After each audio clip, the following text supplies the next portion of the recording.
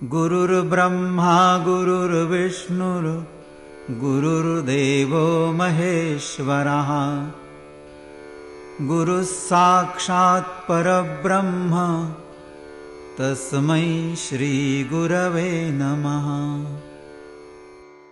দত্তাত্রেয় দেবতার উপাসনা পদ্ধতি। এর প্রথম হল পূজন।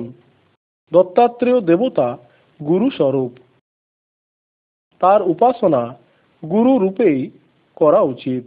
প্রায় খ্রিস্টাব্দ 1000 এর পূর্বে দত্তাত্রেয় দেবতার একমুখী মূর্তিরই প্রচলন ছিল। তারপরে দত্তাত্রেয়র ত্রিমুখী মূর্তি প্রচলিত হয়। আজকাল সাধারণত ত্রিমুখী মূর্তির পূজাই করা হয়। কিছু স্থানে সগুণ মূর্তির স্থানে পাদুকা ও ডুমুরের বৃক্ষেরও পূজা করা হয়। ডুমুরের বৃক্ষে দত্তাত্রেয় দেবতার তত্ত্ব অধিক মাত্রায় থাকে।